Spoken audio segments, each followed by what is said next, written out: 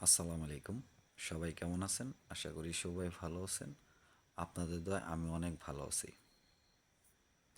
আজকে কিন্তু ২৮তম রোজা রানিং, মানে শুরু হইছে। ঠিক আছে, ১২টা ৩৭ বাজে। অতএব আজকের রোজাটা সবাই কিন্তু থাকার জন্য চেষ্টা করবেন।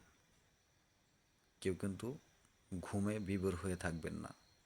সবসময় মাথায় টেনশন রাখবেন যে আমার রোজা থাকতে হবে।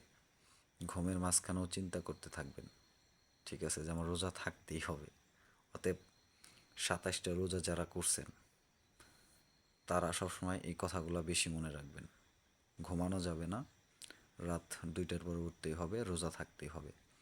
আর এই ২৮ নম্বর রোজা যারা না করতে পারবেন তারা কিন্তু জীবন থেকে অনেক মূল্যবান একটা জিনিস হারাবেন।